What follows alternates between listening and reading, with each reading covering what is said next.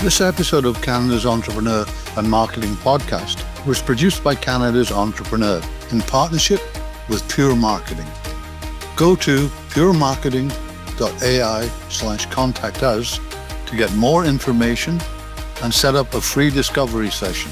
Use the CE2026 to get this free offer. Hi everyone, and welcome to Canada's Entrepreneurs Marketing Podcast, a new show where strategy meets action and where Canadian founders learn how to scale smarter, faster, and further. I'm your host, Phil Bliss, and today we're tackling one of the biggest challenges facing Canadian growth companies: how to expand into the US market, especially in the middle of the Tariff War, and how to go beyond that. The world of cross-border business is shifting fast. Trade tensions are rewriting the rules, and what used to be a straight road south is now full of, let's not say roadblocks, but new challenges and also new opportunities. That's exactly what LaunchBoost was designed to solve.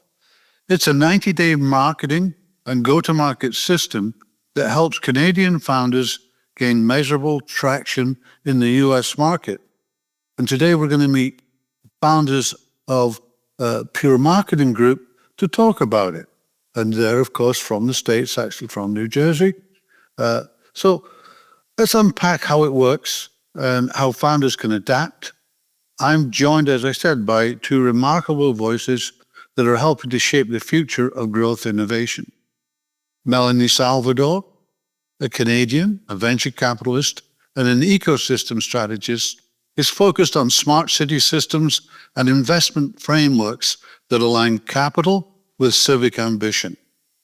And Jared Sanborn, a business builder, a strategist, and futurist who believes the best way to predict the future is to create it. So Melanie, Jared, welcome to Canada's Entrepreneurs Marketing Podcast. It's actually its first marketing podcast. And let's start with stop, and understand the friction a little bit. Before we act, as founders, of which the three of us are all founders, I actually need to pause and understand the landscape. Melanie, you're Canadian, you're based in the US, and you see capital moving across both sides of the border. Well, you see capital moving globally. How are the current tariff tensions changing the way investors and companies think about cross-border US growth? I think you have to look at a couple of different things in terms of tariffs, because they do affect companies globally, not just between Canada and US. Of course, that one is quite deep and cuts quite deep. Just in general, companies now are starting to look more internally in terms of what they can use and or manufacture on their own in their own regions in order to decrease the amount of tariffs that they'll be liable for, being less dependent on overseas products for their own companies. Okay, it's a good insight.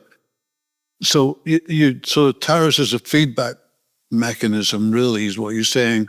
It's changing the way people are approaching the U.S. market. Absolutely, because it will help them readjust and adapt rather than be more reactive and not go more towards just paying the tariffs. It will let them be more creative and pivot. Jared, you've told me before that friction creates energy, and I guess that if tariffs are frictional, then they create energy challenges, whatever. What does that mean in this context? Well, from a personal perspective, in terms of my own experience, the fun friction begins when you talk about U.S. and China, because we have awesome friction going on there. We light fires. In all honesty, though, one of the things that it's forced us to do is to, as Melanie mentioned, to really look at alternative options that used to be automatic. Like, for instance, we'll go to China and we'll get a phone or a smartwatch or fill in the blank. And now The question is, can you build it in the US? Can you build it in Saudi? Can you build it in whatever country you are? So it definitely has feedback. They show you where a lot of your systems aren't really strong enough and where you can improve. And if you can see that early enough, which luckily we're surrounded by some awesome people on our team who've already been looking into some of that, even to keep me abreast of it. And with that, we're able to tackle this before it becomes an actual problem and rather use it as a challenge to improve our chances in the market. And I think everyone can do that because most people worry too much about the tariffs, and that's definitely a negative use of the imagination. Visualization, I tell Melanie and many others all the time, it's a positive use. It's literally the inverse. We can imagine bad and we can imagine good. So if you can visualize how your business fits into the new trade landscape, then you can stop reacting to it and really start building. This episode of Canada's Entrepreneur and Marketing Podcast was produced by Canada's Entrepreneur in partnership with Pure Marketing. Go to puremarketing.ai/contact us to get more information and set up a free discovery session. Use the CE2026 to get this free offer. So let's move to thinking, designing smarter expansion, things like that. When the market changes, we've got to re-engineer our approach. And that starts with, better data. And I'm looking at Jared here. One of LaunchBoost's, biggest differentiators is its focus on building the data before the marketing muscle kind of kicks in. Why is that such a key element? Well, on a day-to-day, I would assume that most of the people we work with know this, but I'm sure that a lot of the world is still catching up in terms of what's going on with AI. And I'm always telling everyone, AI without data is a brain that knows nothing. It just can't operate. It's the backbone. And thinking is building the infrastructure first, connecting, your CRMs, your automations and analytics so you can actually see your funnel. And if it's backed by the right data, then you're actually seeing the right information so you can make the right decisions. So imagine being in a cockpit and all your screens were filled with nothing. Well, it's useless. You have a bunch of screens that are empty or filled with the wrong information. So with this visibility, marketing is no longer guesswork. And once you have it, you can operate a true performance engine in a way like never before. Thus, the world we're entering very soon with data powering the AI that's driving the future, you should be able to do things in quite a different way, including launching into different countries. So Melanie, why don't you dive in on the investment, the capital side of that? Data is the number one topic that a lot of investors are talking about. It is absolutely the new oil. Everybody talks about, the largest data collectors or the largest platforms that are collect the most amount of data are the ones that are able to raise the big capital right now, as well as garner the large valuations. Those really are the companies that not only venture capitalists are looking at, but also private equity. And that is really also the crux of all these smart city initiatives that are going on all over the world as well, is because all of these intelligent communities really create a lot of data that is extremely valuable to invest capital into. Okay, and the couple of good elements there, and I think that thinking and data, that transforms the expansion from, a gamble, a risk into a system, and that really changes the way things are, and that those elements are really what a part of the GTM LaunchBoost framework, and that's really kind of what's interesting. So we'll start and go through the next step and move to the focus, which is the clarity amid the chaos. Okay, tariffs, logistics, data, compliance, funding. There's a lot pulling founders around in every direction. How can they focus and cut through that noise? In this day and age, it's definitely not easy, but you definitely have to stay focused on one specific measurable outcome. Many people are familiar with SMART goals. In this case, it's SMART goal. You want to have one and you want to stand by it. And I would say in a 90-day LaunchBoost sprint, the main one you would want is traction. Everything surrounds that. If you can gain traction, then the other things kind of build upon themselves, kind of the momentum principle. Focus isn't about doing less, it's about doing what moves the needle. And traction does that. Does that for the investors, as Melanie knows, and it does that for everybody once you have revenue and consumers in. So if you choose a dream bigger than yourself, you either give up or get help. And in this case, if you find momentum, you will have help. So Melanie, you're going your dive in.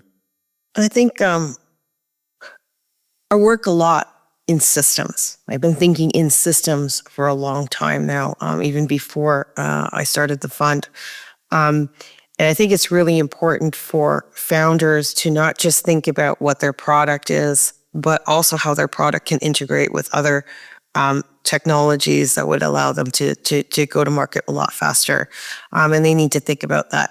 That is a huge component on where we see value. And I think that we need to really capitalize on that. And founders need to think, what if I went into this type of contract? What others could I play with nicely? Because that really is the name of the game right now, is how you're going to interrelate with others. Yeah, so let's sort of think about that in terms of focus. It's that LaunchBoost sort of campaign structure of awareness, engagement, nurturing, and conversion that keeps founders and LaunchBoost and the campaign focused, data aligned, and moving quickly. The traction that Jared was talking about, basically.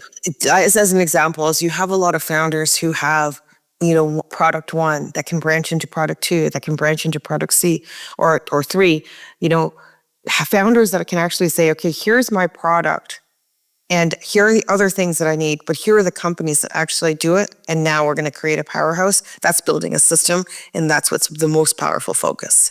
Yeah. So we're moving to execute, which, remains stop, think, focus. It's still the strategy time, basically. So when we move to execute, we're going from strategy into motion. This is where, the strategy becomes the traction. Melanie, you build that kind of thing at the system level, especially with the smart city, institutional capital, civic innovation. What does execution mean in that kind of new emerging climate, if you like, that is very much a new area? Execution is actually one of the largest problems that smart city developments are going to come across every single day, because we've got a lot of companies that are not used to this type of systems management. So I think that we have to really focus on trying to have people on our team that are extremely good product and project managers that really understand the product and also understand all the other ones that could integrate with yours. So that really has to be kind of where the execution lies, is having those project managers, that will allow them to execute that. Okay. And Jared, you said plans don't have to be perfect, just plausible, and I'm just thinking, we said stop, think, focus, and we need to execute. And we're talking about LaunchBoost. How does that final component in the LaunchBoost go-to-market plan work, if you like? Well, first, perfection definitely kills progress. And in that case, I think you can take a page from almost all the best companies in the world. They ship products quickly and they iterate even quicker. If they waited for perfection, we'd never get any of their products because they're never perfect. Some are still better than others, but we'll leave that off for today. Execution is definitely iteration. You have to be moving quite fast, measuring and adjusting. We are lucky to be in a day and age where you can ship products more often than not and get feedback from consumers in a way where you can actually iterate without costing a ton of money, and you can be very creative in doing such. LaunchBoost thrives on the short cycles of learning. It's something that we're focused on doing for ourselves and also for helping others. And if you do more than you think you know and let data prove what works, you'll get more done than you ever thought you could. So we've done stop, we've done think, we've done focus, we've done execute. We've really, covered the stop, think, focus, execute mindset, and realize it's not just a process; it's a way of leading when everything, that you begin something uncertainly. This is a way of taking it down a straight road, if you like. Melanie, let me go to one last thought for listeners, viewers, if you like. I think that, when we're thinking about, all the things that we just discussed, everything needs to be thought of in systems, ecosystems. And on ecosystems today are building, the name of the game right now is building smart cities. And part of the smart cities is thinking in a lot of infrastructure. There's technology, and we need to think of all those individual layers and start thinking them as almost in relation to what you were just saying, stop, think, focus, and execute. And you need to think about all those four things in terms of building a smart city and infrastructure that's required. And when we can do that, we can really build smart cities. So it's time to stop, think, focus, execute. That's STFE. In a world that is overloaded with noise, urgency, and busyness, STFE gives you back the ability to think, choose, and act with intention. Sign up to get a free digital copy of the new book being released on March the 1st, 2026. The first 200 copies are free. Go to www.canadasentrepreneur.com/STFE. Okay, Jared, on the LaunchBoost side, why don't you, dive in and give us your final thoughts on that? For sure. Well, I know for a fact, systems allow you to replace yourself. The difference in working on your business versus working in your business, and the aspect that if you have systems, you can train anybody to work in similar facets. So with that in mind, without systems, effectively, you are, I'd say, quite stuck in terms of not ever really being able to scale. With systems, you can scale. Doesn't always mean every system's perfect, but those can iterate, just like we discussed before about changing. You get feedback from your employees and your colleagues and teammates as to how to fix and make those systems better. So you don't create your dream creates you. You let the systems lead after you create them. That's good. Pretty deep stuff there, Jared. And we've come to the end of the session, and I think just going through those 4 steps. If any founders are listening, I suspect we've sparked some thoughts.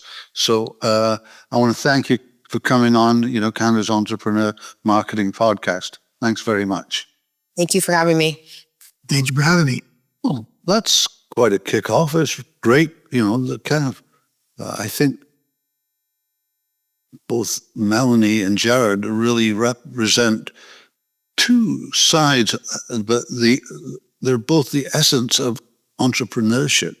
And, they're showing a great approach and great understanding of launching in the USA from Canada, as well as launching globally. So LaunchBoost is all about clarity, creativity, and conviction, and results. If you're ready to take your company south of the border or beyond and want a proven GTM roadmap, visit puremarketing.ai/contact us and book your free US market readiness audit. I'm Phil Bliss, and this has been Canada's Entrepreneur Marketing Podcast.